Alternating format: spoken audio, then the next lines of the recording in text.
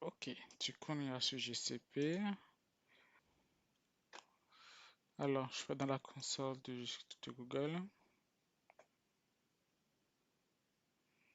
Alors, bon, je suis déjà connecté, du coup, je passe sur la console.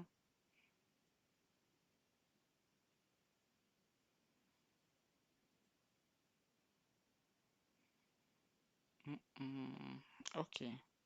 Donc là, bon, je suis déjà dans mon projet là, mais en vrai, quand vous allez venir ici, vous n'aurez pas ce projet là. Du coup, il vous faut aller créer le projet.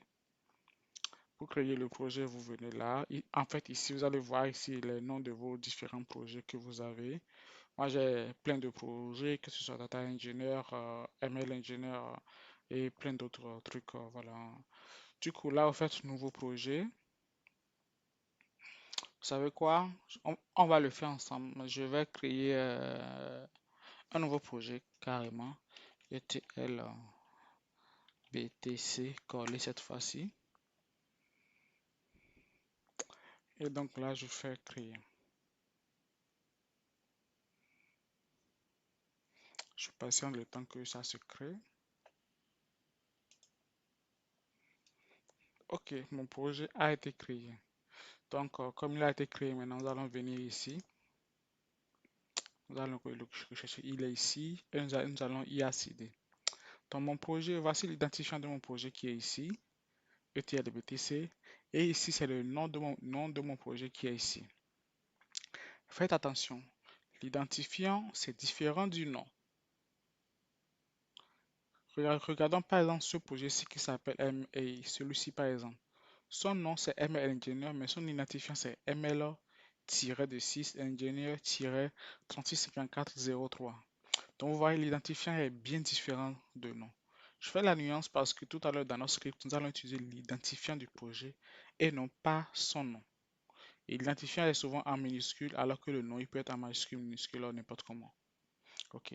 Du coup, on va accéder à notre projet en cliquant là-dessus. Donc voilà, on vient de créer notre projet qui s'appelle ETL BTC. Et son identifiant, c'est quoi? Son identifiant, c'est ETL BTC en minuscule. Ok, donc on revient dans notre script. On va lui dire ici que l'identifiant de mon projet, c'est ETL BTC collé en minuscule. Voilà. Donc je reviens là. Donc nous allons aller sur la console Google pour générer notre crédentiel. Donc, on vient sur Google, on va chercher IAM and admin, on vient ici. On cherche dedans, voici IAM and admin qui est ici. On va chercher là-dedans service account. Donc, déjà, je peux déjà cliquer là-dessus là déjà. J'attends que ça vienne.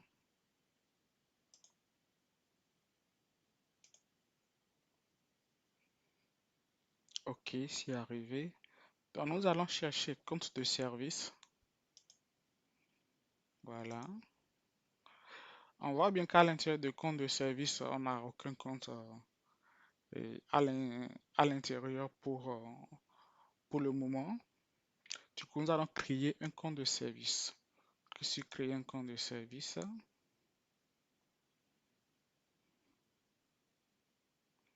On va donner un nom à notre compte de service. Je peux le nommer comment? Toc, toc, toc, allez, un nom par hasard.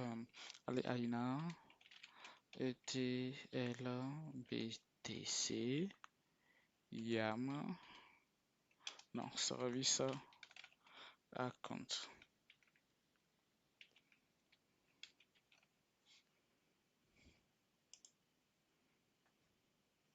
Ok. Ensuite, je peux mettre une description là si je veux. Voilà. Je clique sur continuer.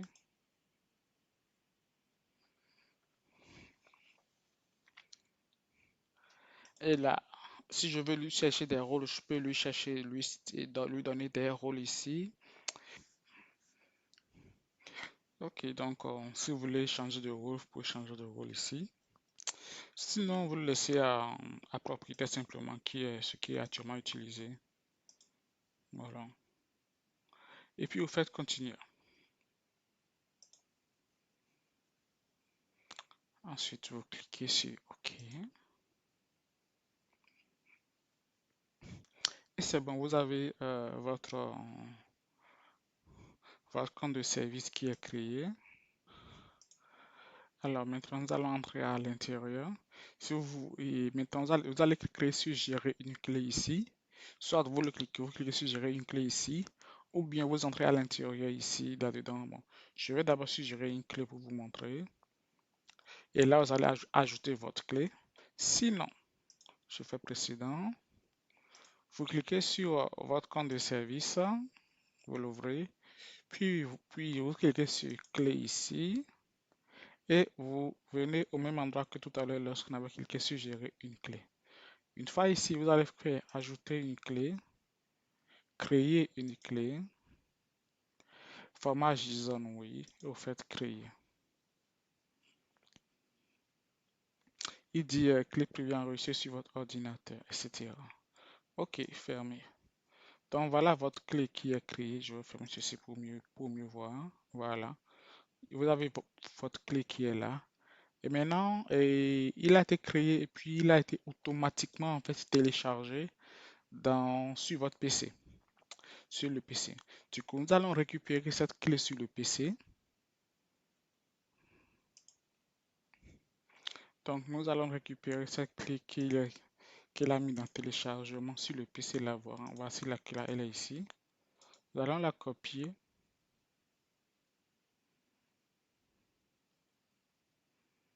Allez, copier. Puis, nous allons venir dans notre programme. Nous allons déposer cette clé sur notre racine dans le user. Mais bon, comme là, je suis connecté à un user distant, qu'est-ce que je veux faire? Je vais d'abord venir déposer ma clé quelque part à l'intérieur ici, ou peut-être là.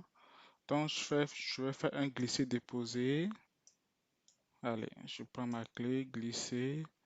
Je le dépose peut-être voilà, dans ce fichier, dans ce dossier-là, sur ma machine distante. Et puis, qu'est-ce que je vais faire? Je vais récupérer ce PAF, copie PAF. Puis, je vais venir ici. Je vais faire une copie de ce fichier. Voilà.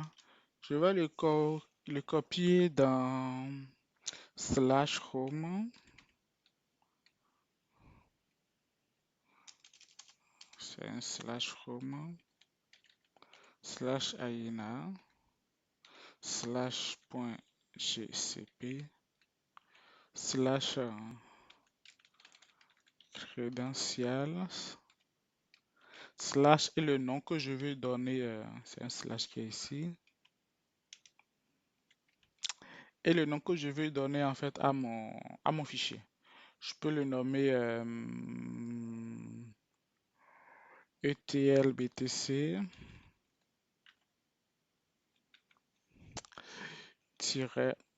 GCP credential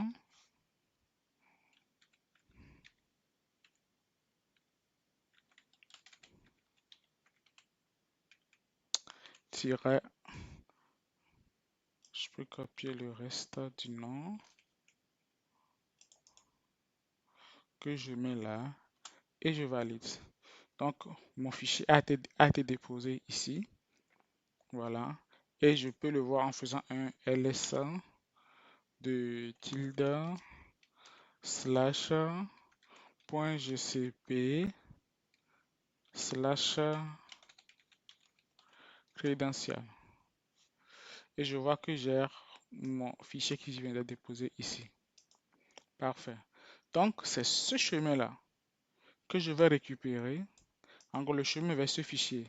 Bon, déjà, comme il a été déposé ici, je peux le supprimer d'ici. Supprimer.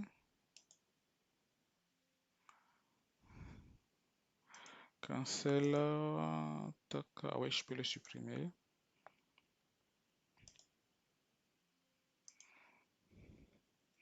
Comme ça, il n'est pas dans mon projet, il est directement sur ma machine. Et donc, je vais récupérer le chemin de ce fichier que je vais mettre dans mon environnement ici.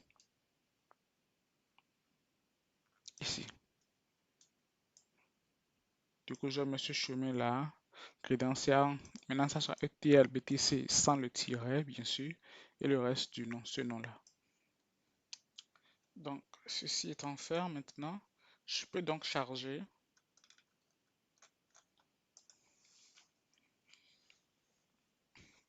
ma clé. Voilà. Et puis ici, je mets l'ID de mon projet GCP. Voilà. Et je peux tester si ma connexion à GCP est bien établie en disant par exemple que je veux lister, bon, je teste la connexion ici. Puis ici, je vais lister tout ce que j'ai dedans comme bucket.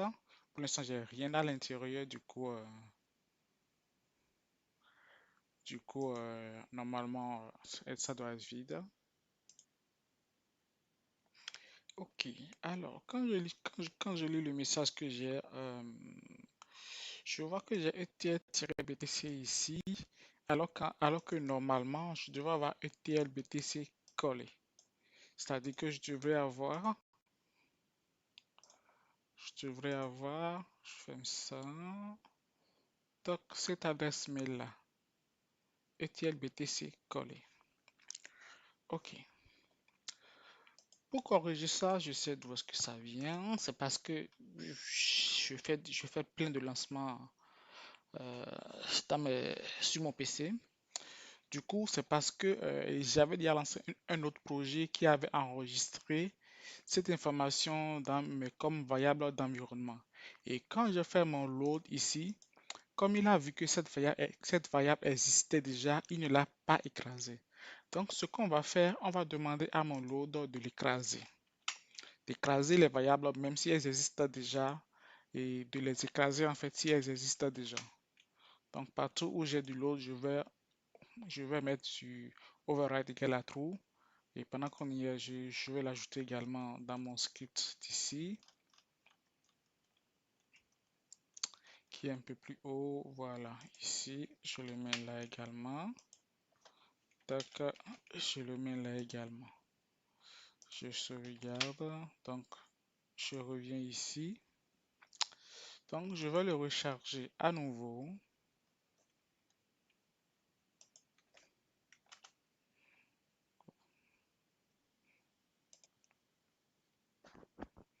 OK. Donc là, on a une nouvelle erreur. C'est bien, comme ça, on découvre ça ensemble et on traite tout ça ensemble.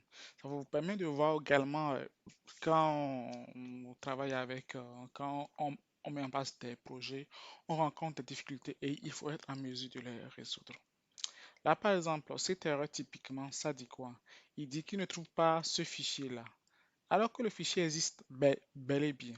Mais le truc, c'est que cette manière d'écrire avec tilde là est valide quand on est sous Linux directement, mais lorsqu'on le charge dans les environnements avec l'autre env comme ça et on essaie de l'appliquer dans OS Environment, ça ne fonctionne vraiment pas parce que lui, il veut vraiment le chemin exact sans abréviation.